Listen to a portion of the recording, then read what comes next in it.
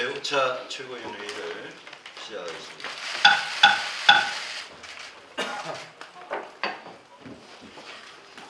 네, 유승민 대표님 모두 말씀이 있겠습니다. 2017년 출생아 수가 35만 7,700명이고 합계 출산율은 1.05명입니다. 대한민국 역사상 최저이고 OECD 국가에서 꼴찌입니다. 인구 감소 시기는 2028년으로 앞당겨졌다고 하는데 제가 보기에는 이보다 더 앞당겨질 것으로 예측이 됩니다. 지금과 같은 극심한 저출산이 인구 감소로 곧 이어지면 대한민국의 경제와 사회에 대재앙이 올 것입니다.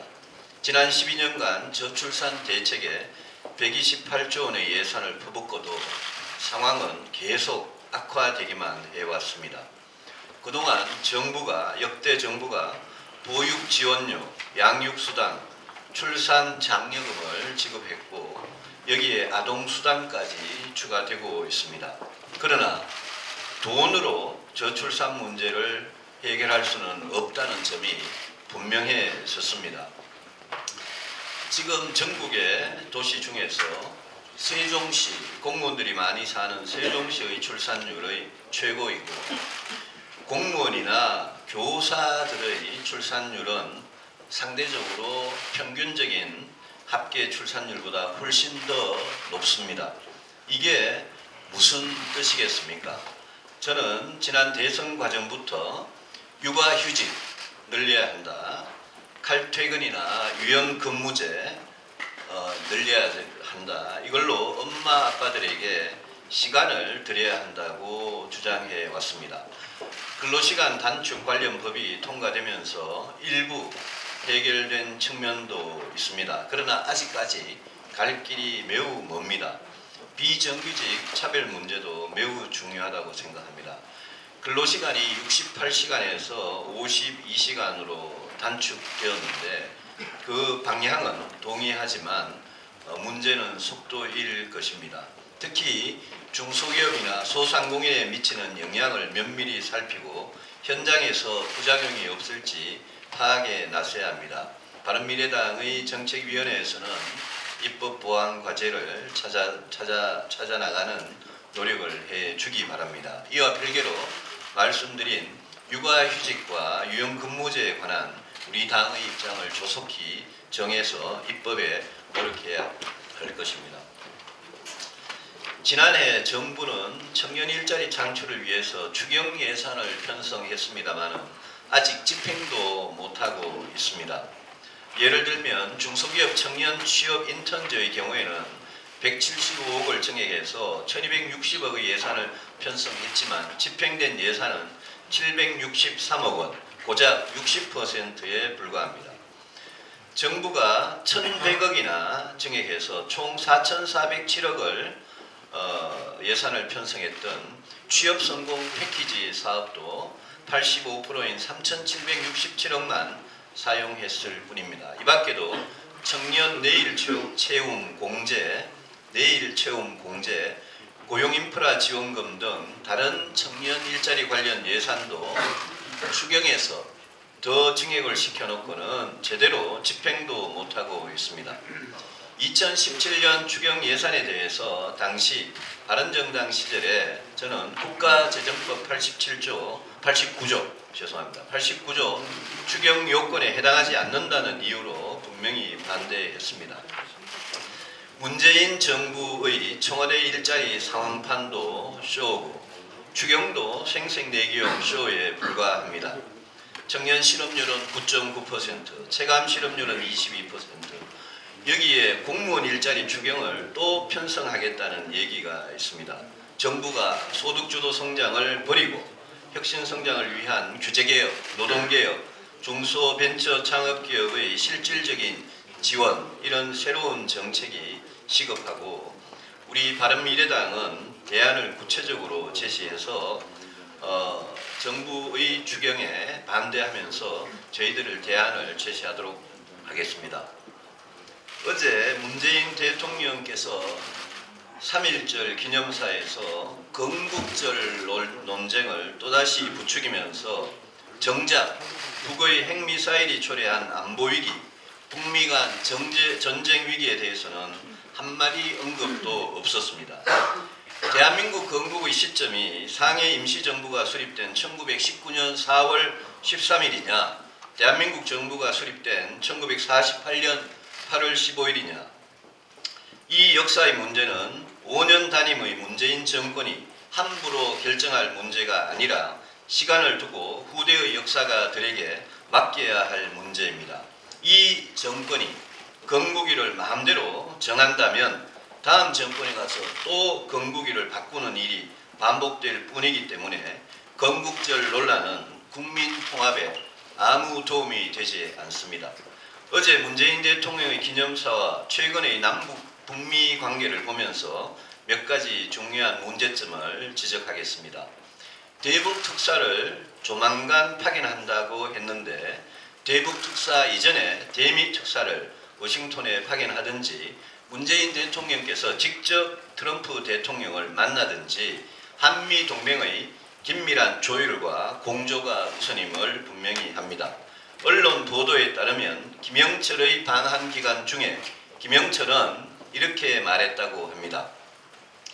핵 보유국 지위를 갖고 미국과 대화하겠다. 예정대로 한미연합훈련이 이루어지면 수용할 수 없다. 이게 청와대 관계자가 민주당 의원들에게 말했다고 보도된 내용입니다.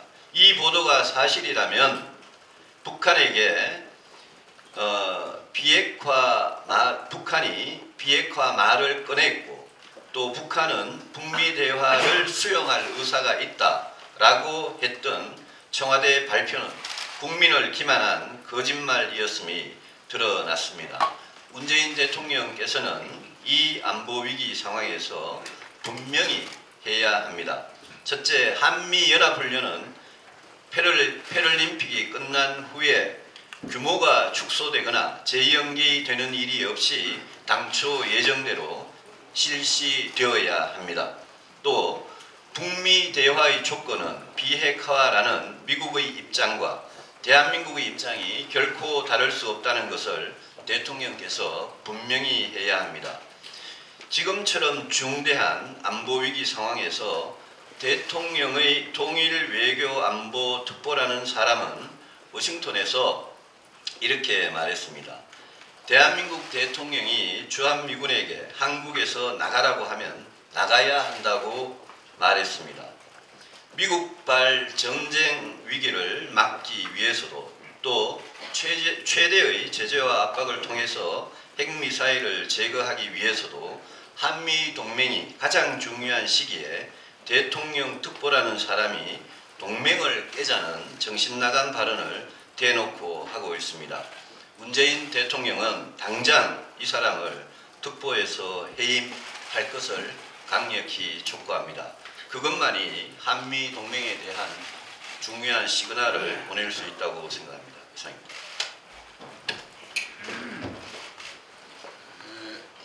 어제 문재인 대통령이 3.1절 기념사에서 위안부 문제와 독도 관련 문제에 대해서 언급을 했습니다. 독도 관련 언급은 너무 당연한 일이고 일본의 터무니없는 주장, 억지를 여기서 굳이 언급할 필요가 없기 때문에 거기를 생략하겠습니다. 위안부 문제와 관련해서 어제 문재인 대통령은 대다수 국민의 생각과 감정을 일본에게 전달하고 우리 정부 입장을 표명한 것으로 보여집니다. 그러나 구체적이고 실질적인 대책이 없는 공허한 주장만을 한 문재인 대통령의 3.1절 경축사에 대해서 실망을 하지 않을 수가 없습니다. 가해자인 일본 정부가 끝났다고 발언해서는 안 된다는 강도 높게 비판을 하고 전쟁 시기에 있었던 반인민적 인권 범죄 행위는 끝났다는 말로 대표되지 않는다는 말은 너무너무 당연한 일입니다. 근데 일본 정부는 우리 대통령의 언급에 대해서 극히 유감이라며 절대 받아들일 수 없다고 이야기했습니다. 이것은 극히 유감이라고 받아들일 수 없다고 이야기를 해서는 2015년 위안부 합의에 참여했던 일본 정부의 투월부를 보는 것입니다. 오히려 그때 합의 정신에 입각해서 진정으로 위안부 문제를 사과하고 다시는 일본에 의해서 침해됐던 위안부를 비롯한 여성 인권에 대해서 이런 일이 자행되지 않도록 하겠다는 의지를 천명해도 부족할 판에 이렇게 이야기한 것은 너무 호환무치한 일이다, 이렇게 생각하지 않을 수가 없습니다. 그런데 문제는 우리 정부에게 더 크다고 합니다. 크다고 할 수 있습니다.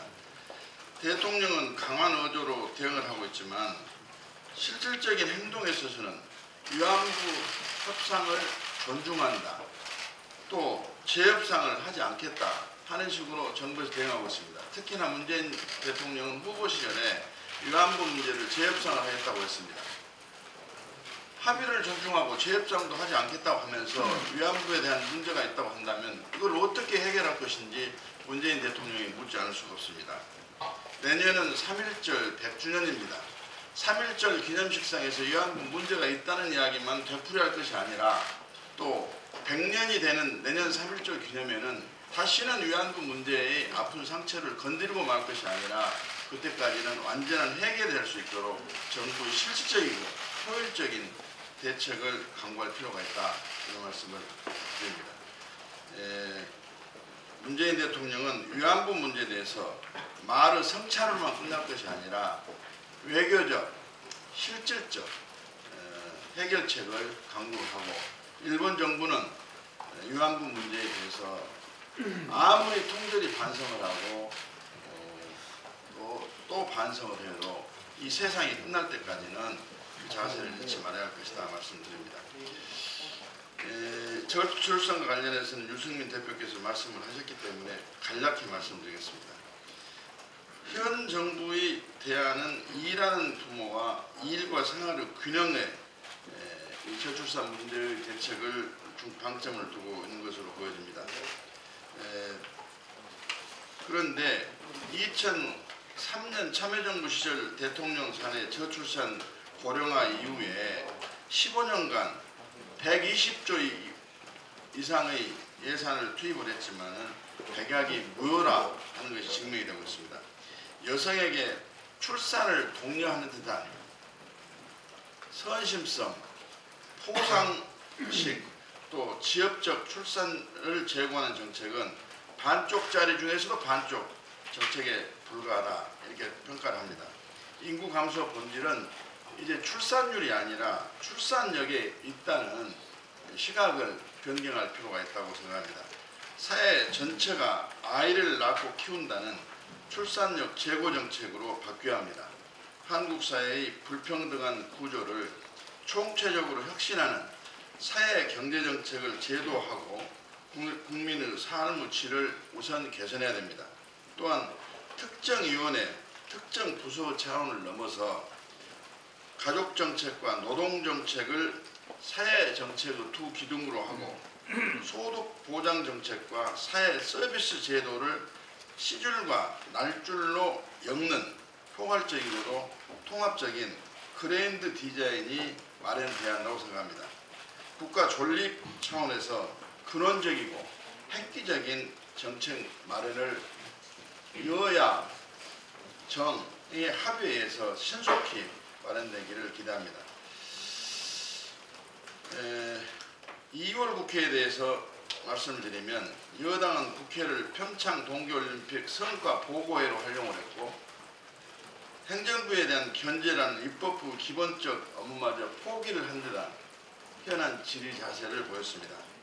제1야당은 이딴 색깔론에 아예 체제전쟁을 선포를 하고 두 거대 양당은 이제 지방선거를 앞두고 지지층 결집을 위해서 나라가 반으로 쪼개지는 것도 불사하는 정쟁을 벌이지 않을까 매우 걱정되는 우려를 금할 수가 없습니다. 아직도 상대방 지지율이 하락하면 그에 따른 반사이익만을 가지고 정권을 주고받았던 적대적 공생관계의 관행과 타성에 벗어나지 못하고 있습니다. 바른미래당이 없었다 한다면 2월 임시국회가 빈손국회로 끝날 뻔했습니다. 우리 김동철 원내대표를 비롯한 바른미래당의 원내 대책팀에 대해서 이 자리를 빌어서 감사하게 생각합니다. 2월 임시국회 마지막 날 법정 근로시간을 쉬운 2시간으로 단축하는 근로기준법 개정안, 5.18 민주화운동 진실규명을 위한 특별법안, 새만금 특별법안 등 63개의 법안을 처리해서 그나마 국민을 뵐 면목이 생겼습니다.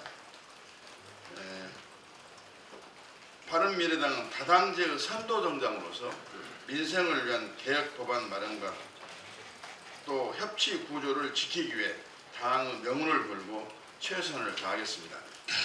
아울러 향후 전국이 역사전쟁, 이념전쟁, 진영전쟁으로 여당과 제1야당의 극한 대립이 예상되는데 지금 최저임금 인상에 따른 대책, 근로시간 단축 대책, 제조위기, 청년실업, 부동산 문제, 가계부채, 실업대책 등 우리 사회의 산적한 현안이 해결 방안을 찾지 못하고 지금 묻혀가고 있습니다.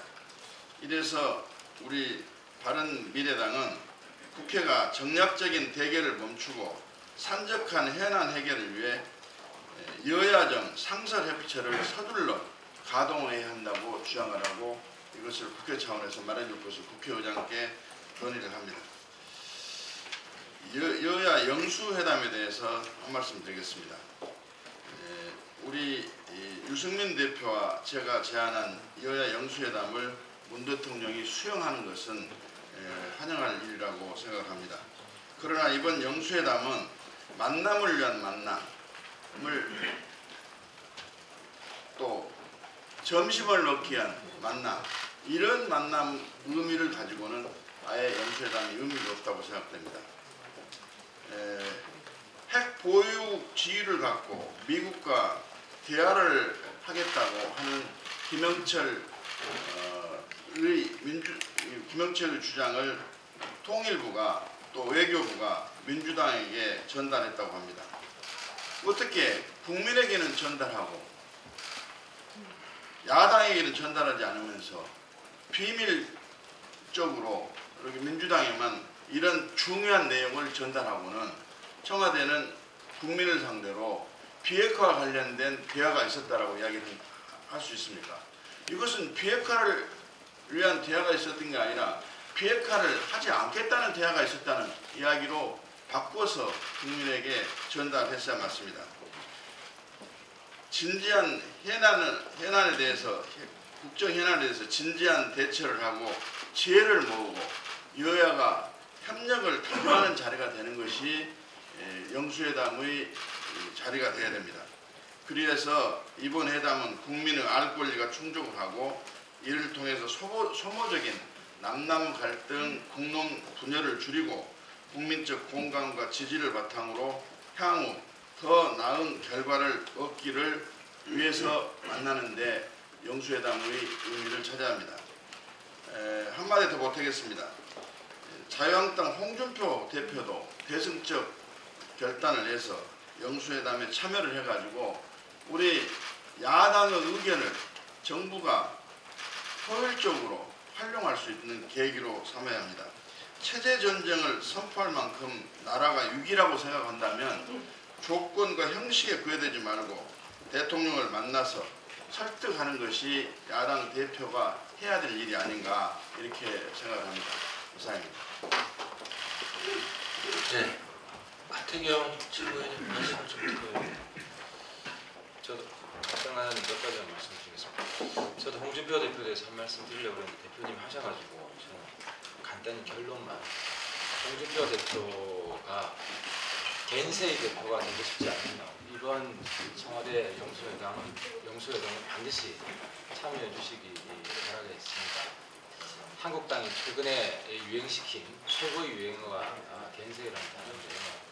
홍준표 대표가 그 오명을 덮어 쓰고 싶지 않으면 대통령 뒤통수에 대고 욕만 하지 말고 대통령 앞에서 대통령에게 쓴소리 좀 하시기 바랍니다.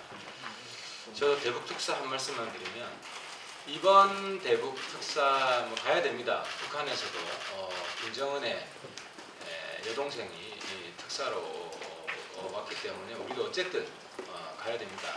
가야 되는데 그 대북 특사의 서훈 국정원장은 좀 배제시켜 주셨으면 좋겠습니다. 국정원장은 어쨌든 대북 체제 전환의 책임자입니다. 대북 비밀 사업의 수장입니다. 그런 사람이 북한의 김정은을 만나고 또 김정은 앞에서 머리 숙이는 모습, 국민들 자존심이 크게 상합니다. 이번에는 그 전철을 끊어야 됩니다. 국정원장이 대북 정상회담 대북 특사라고 하고 정상회담에 참석하는 것이 일종의 관행으로 되어 왔었습니다. 김대중 대통령 때는 임동원 국정원장이 특사로 왔고 노무현 대통령 때는 김만복 국정원장이 특사로 갔습니다.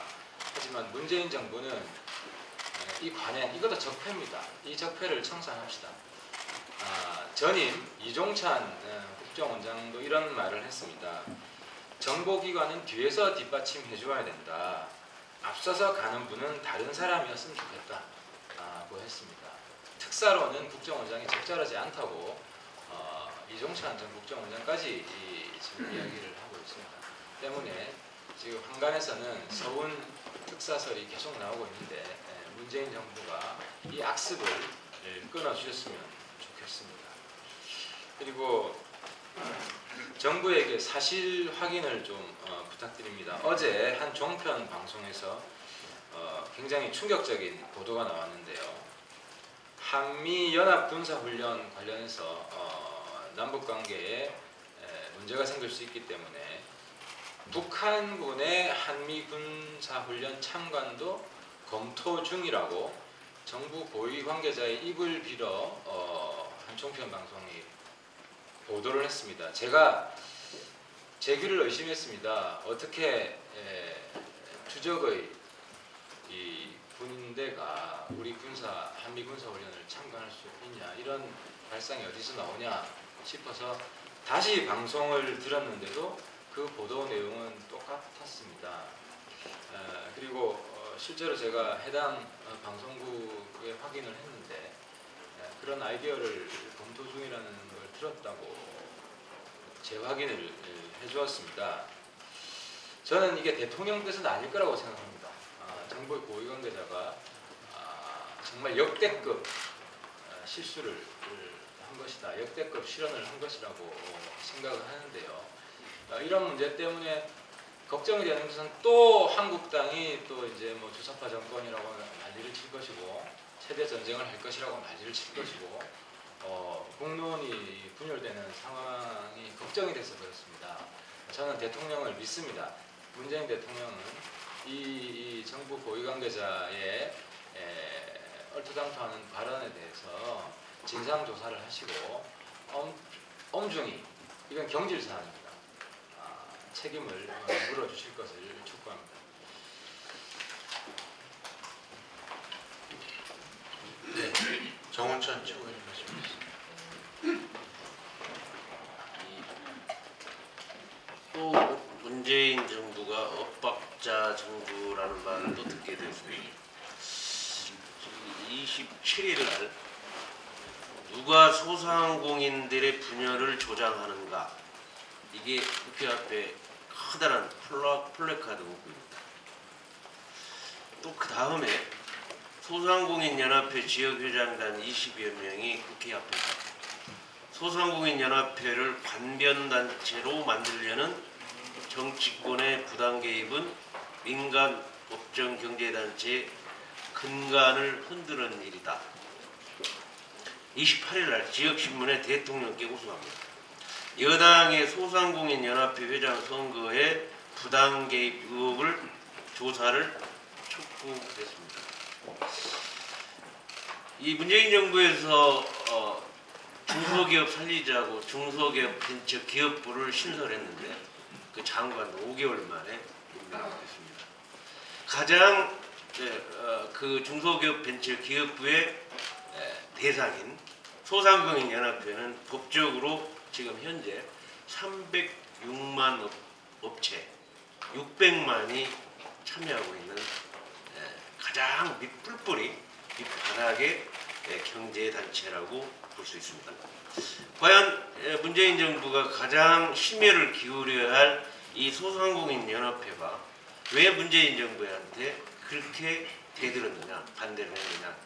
급작한 그러한 최저임금을 통해서 소상공인들의 한계 기업들이 굉장히 어려움을 겪었기 때문에 가장 문재인 정부에서 해야 할 일은 그 소상공인들하고의 소통을 강화하고 그분들의 의견을 최대한 수렴해서 대안을 이제 만들어내야 될 텐데 그 소상공인연합회의 그 불만을 받아들이지 못하고 완전한 불통으로 가서 청와대의 초청 중소기업 단체 초청에서도 소상공인연합회장을 제외시켰습니다. 그래놓고 이번에 이제 선거 회장 선거에 이렇게 부당 개입을 해서 관변단체로 만들려고 하는 의혹을 가지고 소상공인연합회가 강하게 지금 대항하고 있습니다. 이건 문재인 정부에 정말 말이 안 됩니다.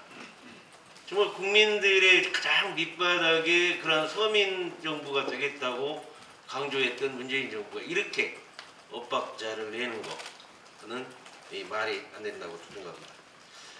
더 구체적으로 얘기하면 그 지금 현재 최종 후보자가 회장 1인으로 진행이 돼서 투표권자 회원단체 49군데 가운데 31개 단체 추천을 받아서 이번 27일 날 회장 임명이 돼야 되는데 그 3개 단체가 회비 미납을 이유로 피선거권을 박탈했다 하는 이유로 가처분신청을 해서 그게 통과돼서 지금 회장 선거가 다음 달 30일로 미뤄졌습니다. 근데 이러한 내용 안에 탄원서 이런 등등의 전수록 더민주 소상공인 특별위원회 위원장이 서명한 사실이 알려지면서 여권 개입 의혹이 불거진 것입니다. 저는 이렇게 생각합니다. 지금 현재 문재인 정권이 코드 인사 또 그 선거에 공무원 인사를 계속 하는데 최소한 중소기업 벤처기업의 대상인 소상공인들하고의 소통 이것이 불통이 된다면 바로 이것이 문재인 정부의 또 하나의 큰 엇박자를 일으키는 거고 또 헛발질을 하는 정부가 되지 않겠는가. 그래서 이번 의혹이 말끔히 씻어낼 수 있도록 촉구합니다.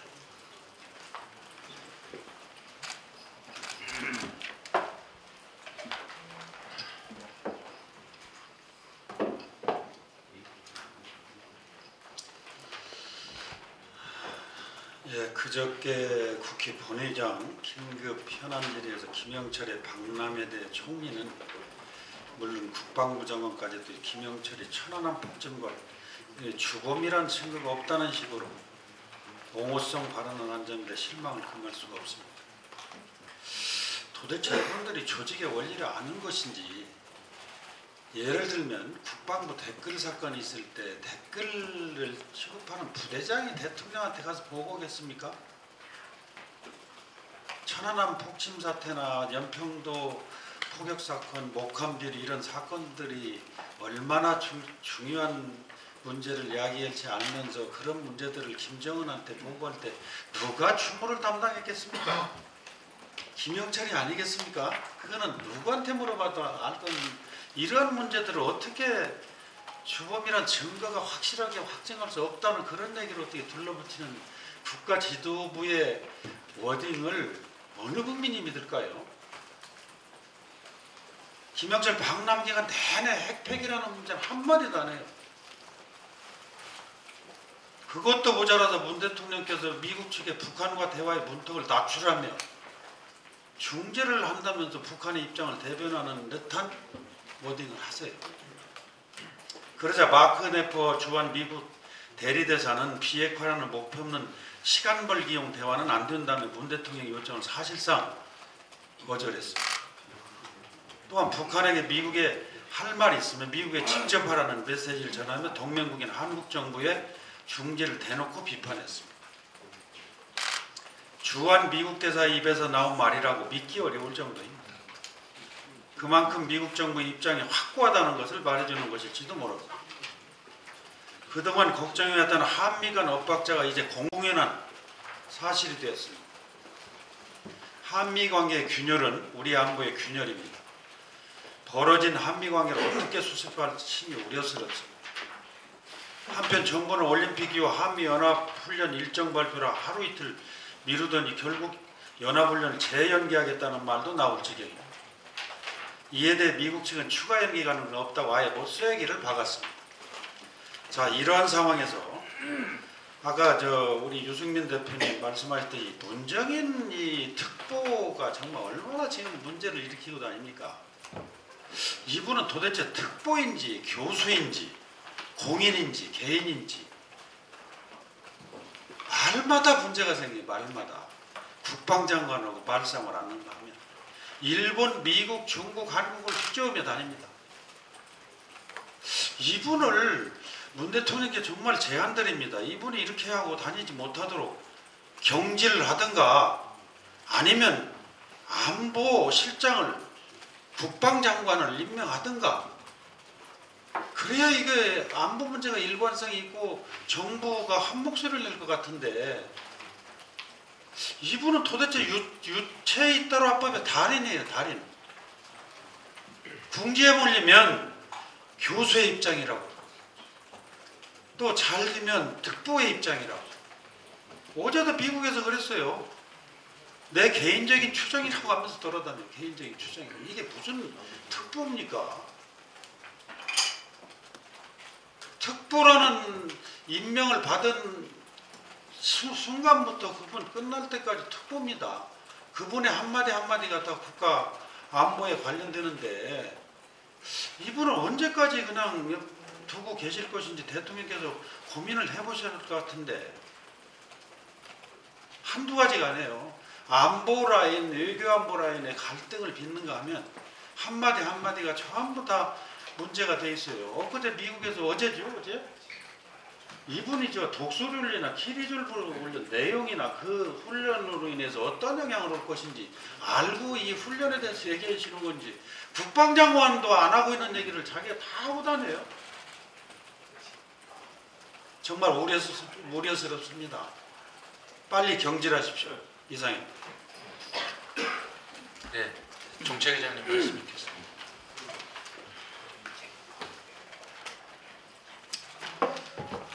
앞에 다들 말씀 주셔서 간단하게 말씀드리겠습니다.